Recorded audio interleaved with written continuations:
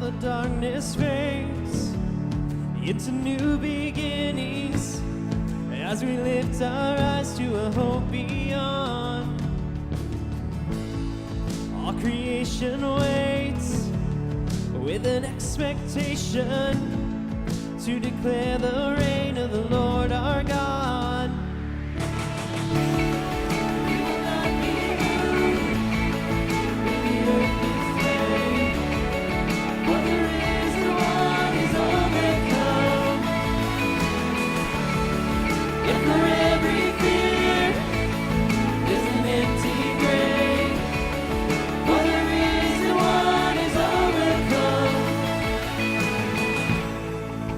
Silence breaks in the name of Jesus.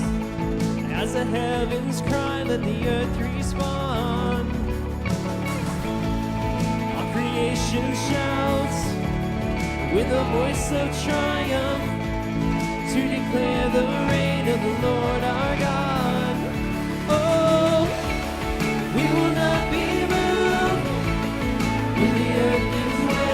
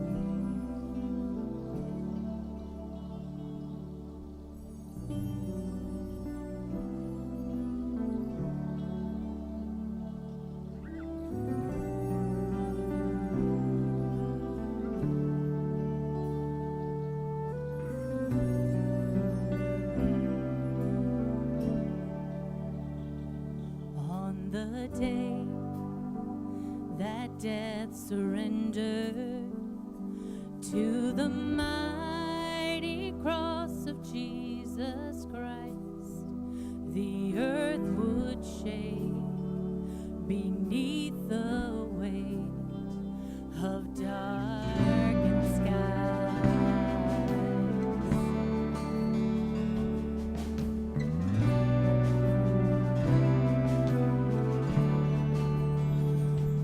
On his brow a crown of sorrow, for a king whose weakness was our strength. No word he spoke, his love was shown for all to see. Oh, the cross of Jesus Christ is the reason I'm alive, for his blood has set me free. It will never lose its power for me.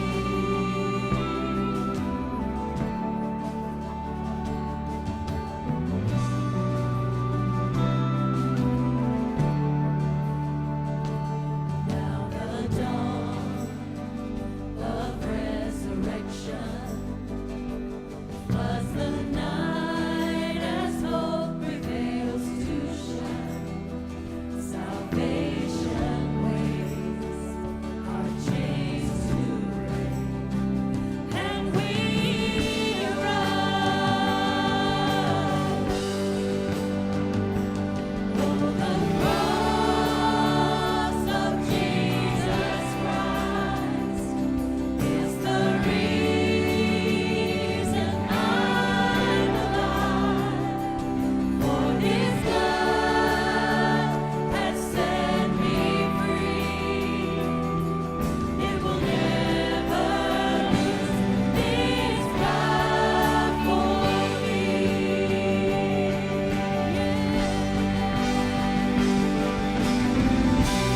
Hallelujah,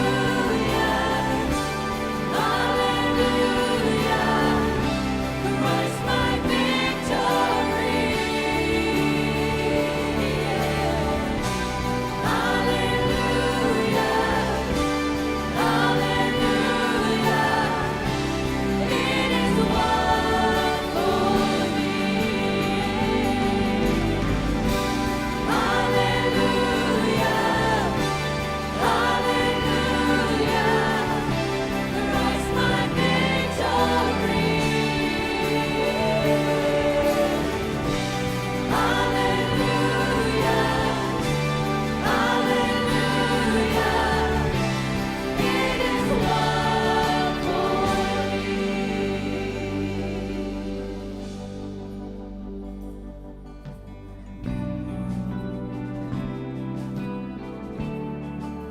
He won it all for me. Total victory in your name, Jesus. Yeah, yeah.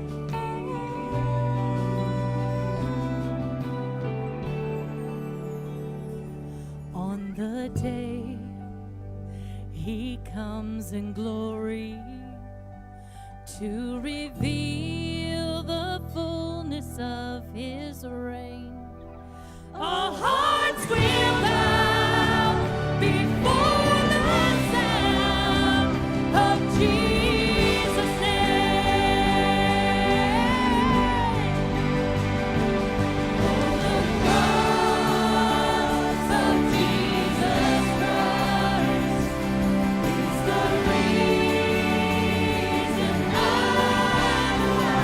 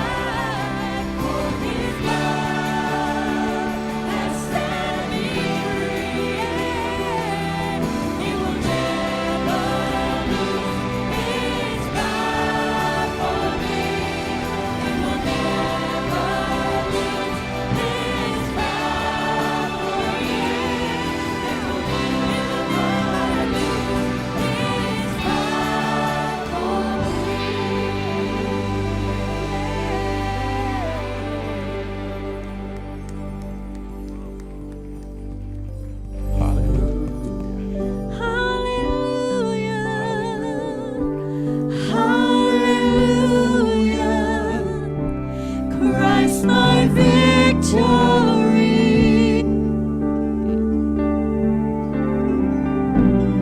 Hallelujah. Hallelujah.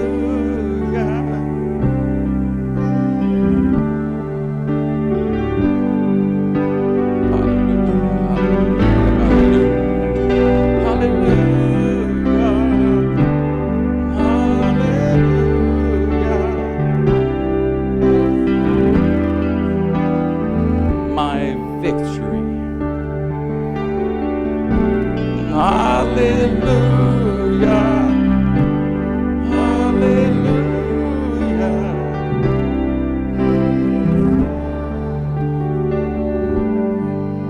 Precious, precious, precious Lamb, precious Lamb of God. Even when you were being accused with lies, you did not say a word.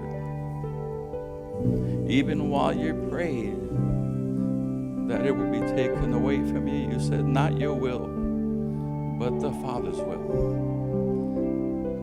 Let the Father's will be done in our hearts, right here, in this little church, in Argyle. Let your mighty will be done this day, Lord. Let the winds of your glory clean us and wash us and make us new and renew us, Lord. Let the winds of your glory, and as your blood flows, Lord, let healing occur in our hearts. Let healing occur in our bodies. Let healing occur in our minds, Lord. That we may see you just a little better. That we may follow you just a little better. And that your light will shine through the lamps. We are your lamps right here. Abba, Father. Abba, Father. Hallelujah. Amen.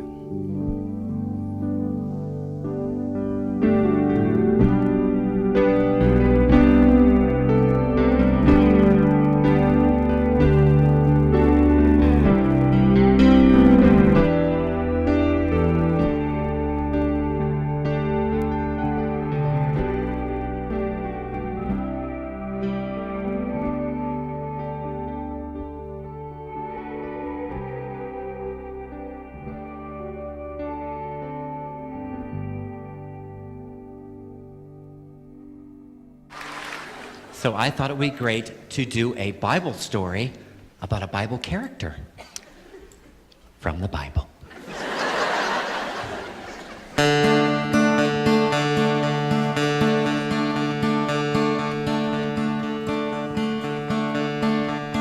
Hey there, Delilah, this is your ex-boyfriend, Samson.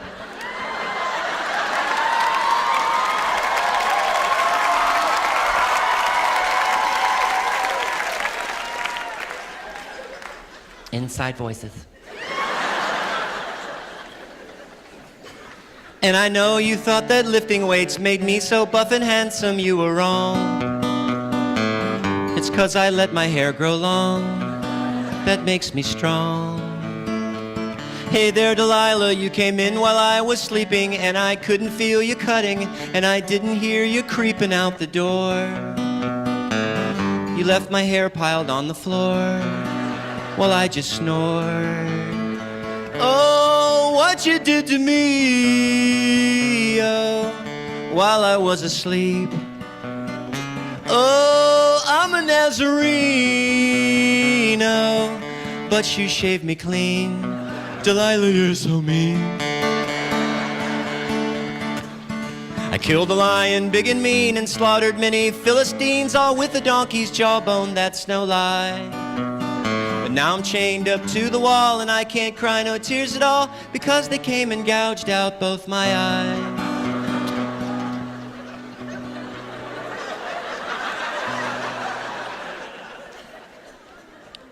This is a Bible story, boys.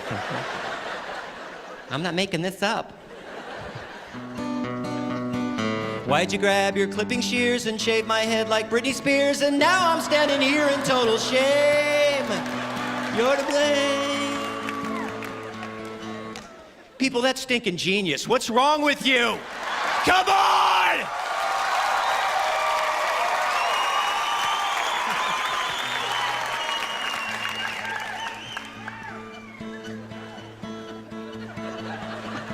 Hey there, Delilah, why did you have to deceive me? And it's hard for me to think not long ago I wanted you to be my bride. But you took too much off the sides.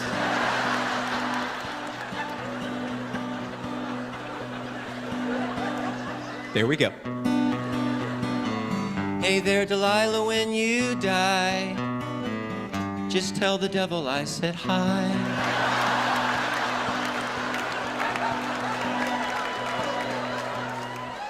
He'll know why.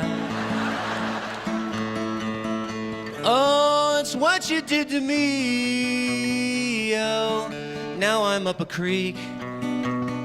Oh, now I feel so weak. And oh, I look like a freak. Delilah, you're a geek. Whoa, whoa, whoa, whoa, whoa, whoa.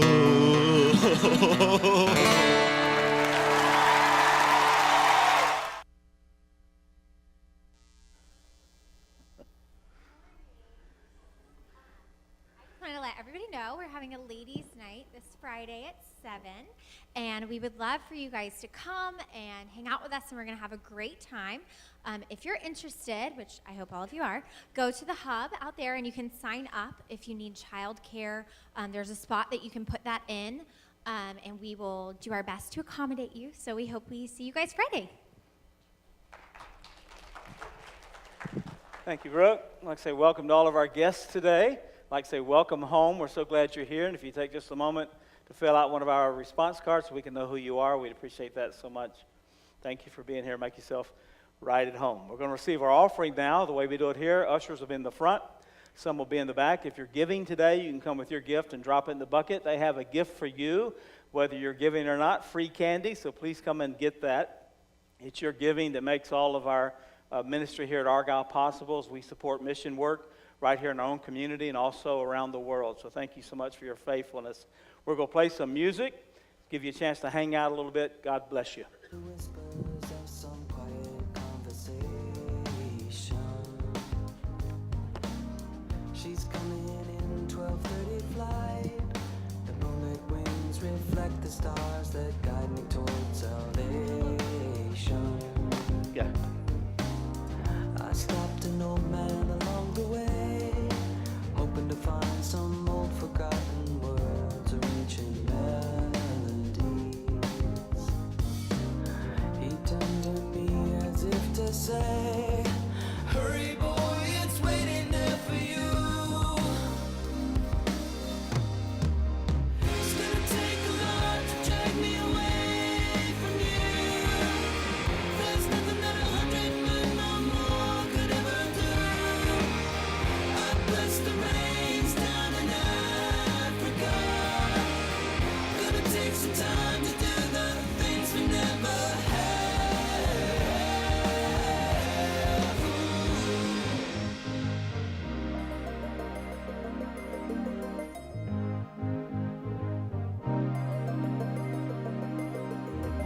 The wild dogs cry out in the night as they grow restless, longing for some solitary company.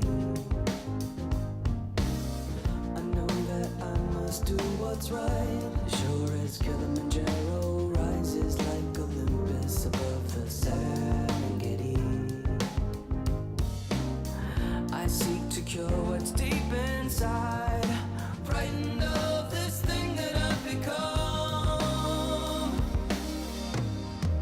It's gonna take a lot to drag me away from you.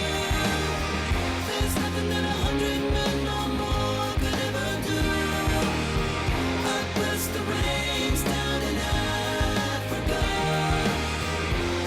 take some time to do the things we never have.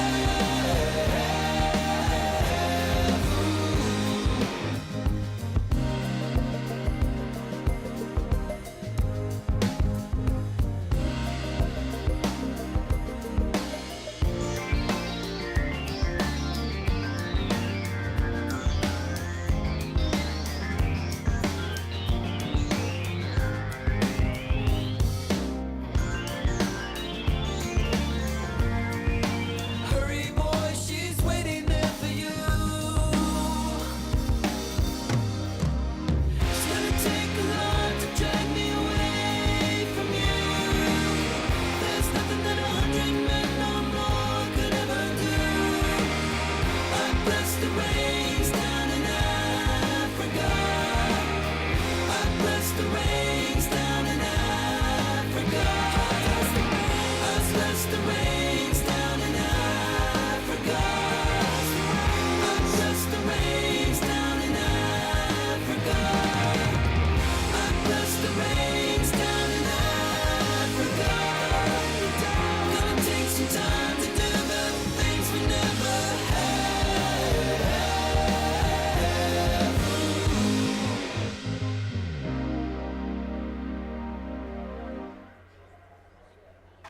First lady in the line, she walks up to me and she goes, "Would you put your favorite Bible verse under your name for me? Just your name and then put your favorite Bible verse underneath. Could you do that?" Well, okay. Sure. Well, my favorite Bible verse is Psalm 34, verse 8. It says, "Taste and see that the Lord is good. Happy are those who take refuge in him." That was my favorite verse. But that night, I forgot the verse. I just blanked on it. You know how sometimes you know, like, "Sir, when you dress today." You know what I'm talking about? It's like your brain isn't, it's just not working. So I'm thinking, I'm like, oh, it's Psalm something. I got to pick something. And I said, oh, I'll just have to make up a verse here. So I did. I picked Psalm 38, verse 7. Just picked it out of thin air. Psalm 38, 7. Okay, I did it. Like an idiot, I did them all that way. Tim Hawkins, Psalm 38, 7. Hope you enjoyed the show. So I'm driving home that night. I'm like, oh, Lord, I hope that was a good verse. Oh, Lord, could you change the scripture if it's not, just for one night? But he did not hear my prayer. So I get home and I look up Psalm 38, verse 7. And to my horror, it says, "Lo, I have a painful disease in my loins."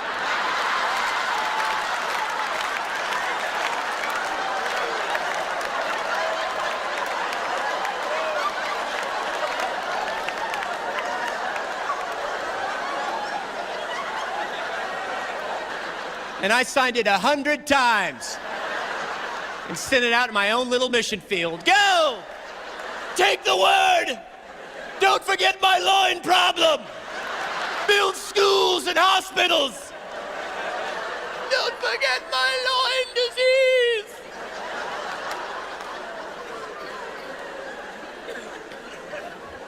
Because you know those people looked it up.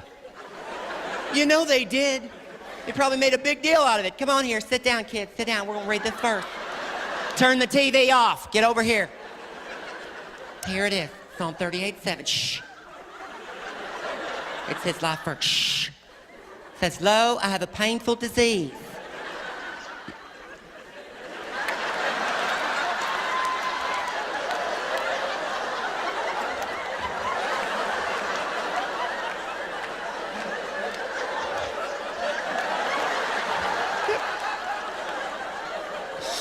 I shook his hand. I shook his hand.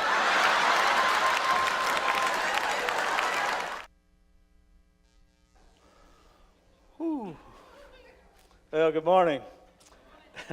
We're in a series called A Study Through the Gospel of Luke. Today is part 11. Some of our life groups are doing this study of Luke in homes during the week, so we've made some discussion questions for you to use. You can download those from our website at argyle.church or from our Church at Argyle app, or you can pick up a copy out in the Welcome Center. If you'd like to know more information about Life Group, there are people out there at the hub who would be glad to help you. Our mission is leading real life change through Jesus from the inside out. Our vision as a church is going into my community equipped and encouraged to be the church. Our strategy is the Argyle way. First, that you decide to follow Jesus, to become a Christian, and then to join a life group to grow and do life in community, and then to use your time and your talent to serve together, and then to give generously by supporting God's work financially. And then because people need the Lord, you bring a friend. That's our discipleship path to help you become a completely devoted follower of Jesus Christ. That's why we're here. Our text today is found in Luke chapter 7, verses 1 through 10. If you'd like to turn there in your Bible, your smartphone, your tablet. Luke chapter 7, verse 1.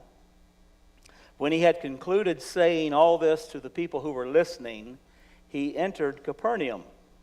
A centurion's servant, who was highly valued by him, was sick and about to die.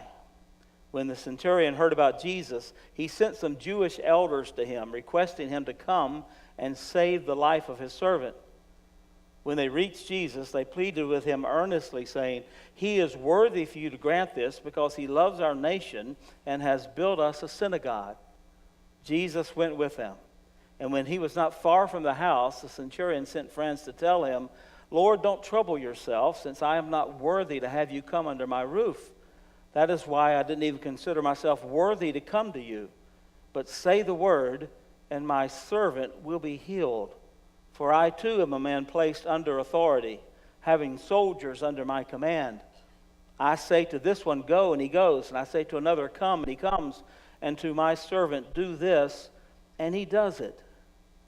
Jesus heard this and was amazed at him. And turning to the crowd following him, he said, "I tell you, I have not found so great a faith, even in Israel."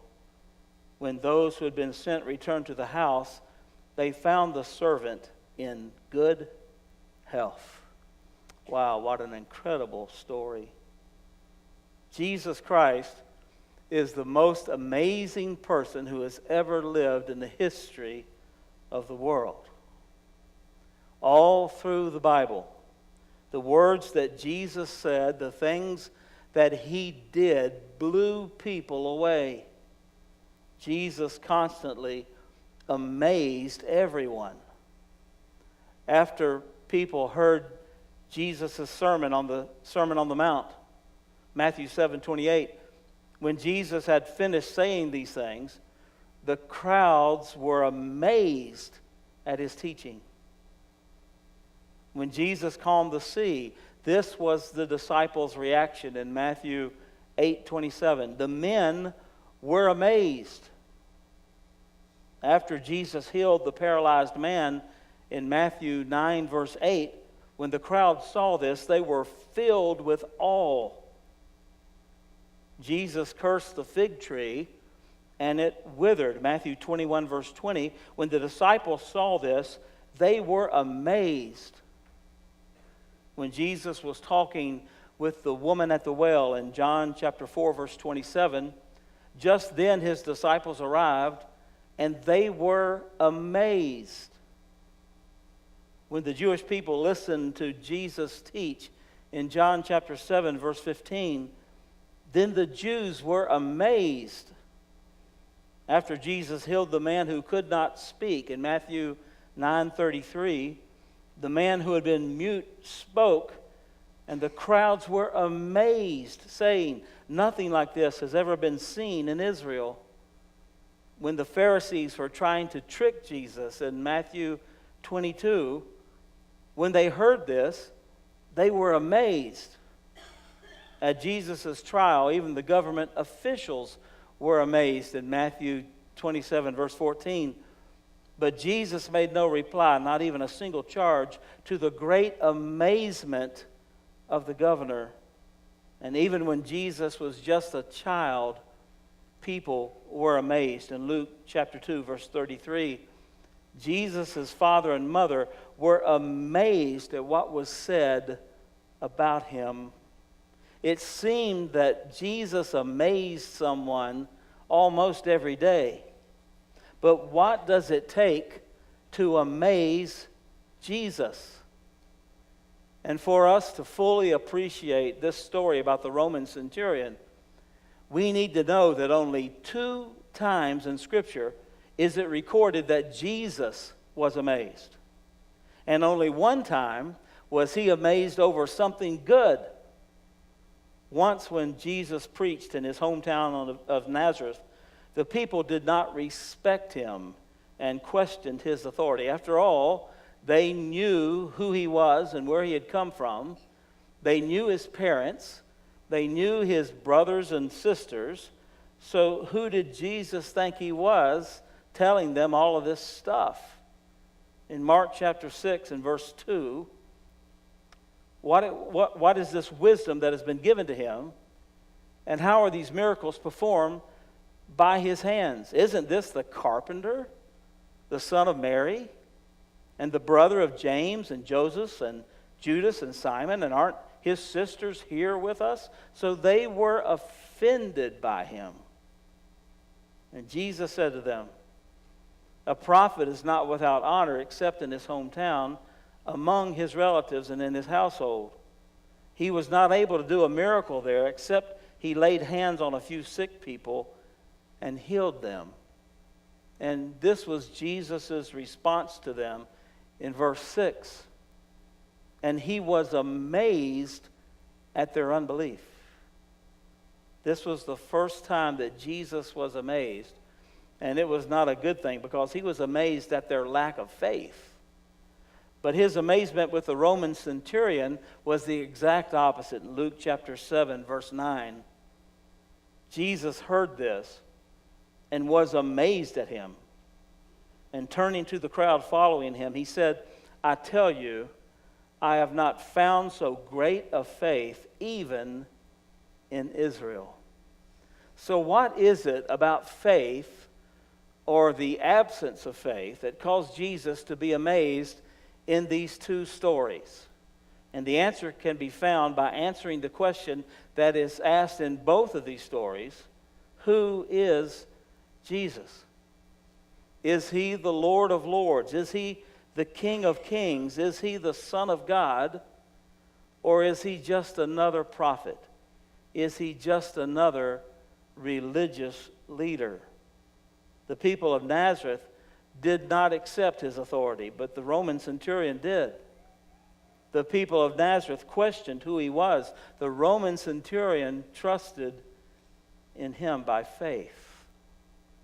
So let's take a few minutes this morning to see if we can learn from the life of this Roman soldier. Luke chapter 7 and verse 1. When he, Jesus, had concluded saying all this to the people who were listening, he entered Capernaum. Capernaum was a city on the northwest shore of the Sea of Galilee. It was just a short walk from the mountainside where Jesus had delivered his famous Sermon on the Mount. It was a big enough city to have a centurion with his soldiers stationed there. Verse 2, a centurion's servant. Centurions get their title from being in charge of 100 soldiers. A Roman legion was made up of 6,000 soldiers. They were divided into 10 groups of 600. A centurion commanded 100 of these soldiers, so a Roman legion would have 60 centurions. Centurions were described as natural leaders. They were dependable, who would hold their ground. If attacked, they would be willing to give their life defending their post. The centurion was a career soldier who had worked his way up through the ranks by being a brave, loyal fighter. His responsibilities included keeping order, enforcing the law, and overseeing the collection of taxes. The Romans were despised by the Jewish people. But there was something different about this centurion. He's the main character in this story. In most of the stories in the Gospels, Jesus is the main character. And while Jesus is part of this story, and he heals the servant, this story is about the centurion. and about who he is and about what kind of heart he has. So we've seen that there are two things that amazed Jesus. He was amazed at the unbelief of the people of Nazareth. He was amazed at the great faith of the centurion. How awesome would it be for Jesus to be amazed with our life? But would he be amazed with our unbelief, or would he be amazed with our great faith? And may we all have amazing faith. For this centurion to have amazed Jesus, he must have had something really, really special going on in his life. Maybe we should develop some of the same character qualities that this centurion had. And in this story, we can see 4 of those qualities in his life. To amaze Jesus, first of all, be compassionate. Luke chapter 7, verse 2. A centurion's servant who was highly valued by him was sick and about to die. And when the centurion heard about Jesus, he sent some Jewish elders to him, requesting him to come and save the life of his servant. Someone said, compassion is your pain in my heart. Compassion is your pain in my heart. And you can see the compassion of this centurion for his servant. A person in his position could have many servants. We don't know if he felt this way about all of his servants or if this was a special servant. Regardless, it's one thing to care and to be concerned for someone. It's another thing to put that care and concern into action and to actually do something to help. 1 John chapter 3 and verse 18. My children, we should love people not only with words and talk, but by our actions and true caring. It was his compassion for his servant that put him into action. And I believe it was his compassion is part of what amazed Jesus. Proverbs chapter 31, verse 8. Speak up for those who cannot speak for themselves. Defend the rights of all who have nothing. Speak up and judge fairly, and defend the rights of the poor and needy. To amaze Jesus, be compassionate. Secondly, be a generous giver. Luke chapter 7, verse 3. When the centurion heard about Jesus, he sent some Jewish elders to him, requesting him to come and save the life of his servant. And when they reached Jesus, they pleaded with him earnestly, saying, he is worthy for you to grant this, because he loves our nation, and he has built us a synagogue. The centurion had built a place of worship for the Jews. Now, he would not have been allowed to do this through his Roman connections. This would have been a personal gift as a private citizen, so it's obvious he was a generous giver. Some complain that the church talks too much about giving. And it's always the people who don't give who do the complaining. Did you know that Jesus said more about money and possessions than any other topic? So it's impossible to separate God and giving, because giving is such a huge part of who God is. For God so loved the world, he gave. Matthew chapter 6 and verse 22. The eye is the lamp of the body, Jesus said. If your eye is healthy, your whole body will be full of light. But if your eye is bad, your whole body will be full of darkness. So if the light within you is darkness, how deep is that darkness? Where our focus is will determine our direction in life. Our eyes direct where we go. The eye is the lamp of the body. And just as our eyes determine the direction of our body, where we put our treasure will determine where our heart is. In verse 22, the word translated good could also mean generous. So this verse could read, if your eye is generous, your whole body will be full of light. In verse 23, the word translated bad could also mean greedy. So this verse could read, but if your eye is greedy, your whole body will be full of darkness. Greed has the potential to hurt your whole body, to hurt your whole life, to damage every precious relationship in your life. Greed deep in our heart fills us with darkness, but generosity in our heart fills us with light. Generous giving helps us not to be greedy. Generous givers are happy people, but you will rarely meet a greedy person who's happy, no matter how much money, no matter how much stuff they have, because greed is a heart issue. It will have bad effects in our whole life. The best way to free our hearts of greed is to be a generous giver. A generous giver is a prioritized, generous percentage giver. Prioritize giving means you make giving your priority. Prioritize giving means you give first, not from the leftovers.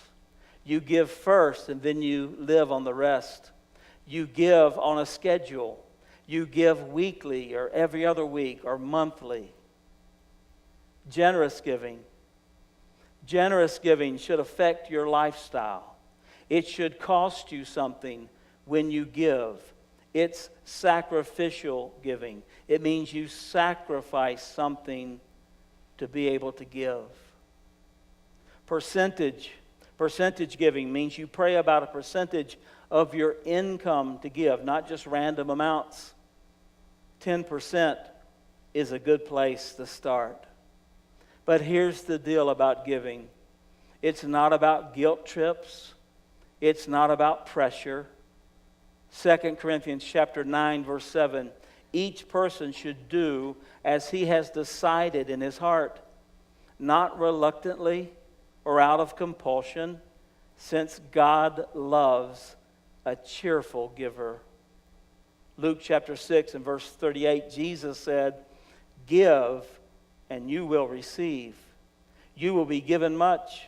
Pressed down, shaken together, and running over, it will spill into your lap. The way you give to others is the way God will give to you. Prioritized, generous, percentage giving. The centurion was a generous giver, and Jesus was amazed at him. To amaze Jesus, be compassionate, be a generous giver, be humble. Verse 6, Jesus went with them, and when he was not far from the house, the centurion sent friends to tell him, Lord, don't trouble yourself, since I am not worthy to have you come under my roof. That is why I didn't even consider myself worthy to come to you. One sign of a real disciple of Jesus is the realization that we are nothing in ourselves. That's a radically different self-view than that of the Pharisees and the religious leaders. So opposite from the self-righteous, proud religious leaders, the Roman centurion was very aware of his sinfulness, and he felt unworthy to even be in the presence of Jesus. You see, true humility is a heart attitude. It's not just the way we act. It's possible to put on an outward show of humility and still have a heart full of pride and arrogance. Jesus said that those who are poor in spirit would have the kingdom of heaven. Being poor in spirit means that we admit that we are bankrupt of any spiritual worth on our own. It means that we completely rely on the grace and mercy of Jesus if we are to inherit eternal life. That it is impossible for any of us to be good enough on our own. So that means true humility is required for the Christian. Philippians 2:3, do nothing out of selfish ambition or conceit, but in humility consider others as more important than yourselves. To amaze Jesus, be compassionate, be a generous giver, be humble, have great faith. Verse 8, for I too am a man placed under authority, having soldiers under my command. I say to this one, go, and he goes, and to another, come, and he comes, and to my servant, do this, and he does it. Jesus heard this and was amazed at him. And turning to the crowd following him, he said, I tell you, I have not found so great a faith, not even in Israel. Instead of having Jesus come to his home, he proposed that Jesus just say the word, and he had the faith that his servant would be healed. And when Jesus heard this, he was amazed. It was a good thing that Jesus was amazed at the centurion's faith, but in another way it was sad because that kind of faith could not be found among the people of God. The centurion was a Gentile with a pagan background. Where are the people with that kind of faith who claim to follow God? Even the disciples were rebuked by Jesus for their little faith. One of the most interesting parts of this story is that the Romans and the Jews despised each other. What was it that caused the Jews to have such great respect for this Roman centurion that they were willing to go to Jesus on his behalf? They, no doubt, were amazed, just like Jesus was, by his compassion, by his generosity, by his humility, and by his great faith. You know, sometimes it's the world that shows the church how to act. That's what the centurion did. It shouldn't be that way. It's supposed to be the other way around. Colossians chapter 3 and verse 12. Therefore, as God's chosen ones, holy and dearly loved, put on compassion and kindness and humility and gentleness and patience, and add to that generosity and great faith. Let's pray together. Would you make this your prayer this morning in your heart to God? Would you ask God to give you a heart of compassion? Some of us, if we're honest today, our hearts have become cold. Our hearts are hard. It's hard for us to be compassionate to others for different reasons. God, would you give us a heart of compassion? Help us to feel the pain of others.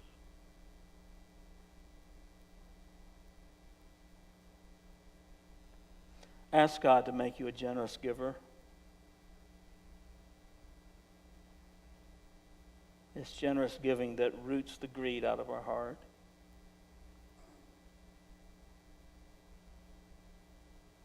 God, help us to be a generous giver like you are.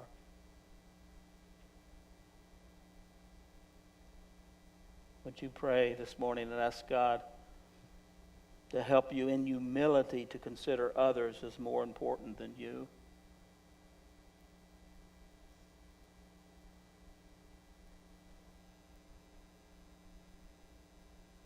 God, make us humble.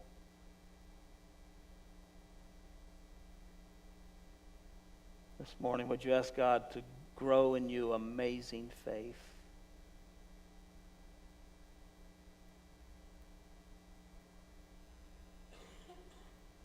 God, make us compassionate.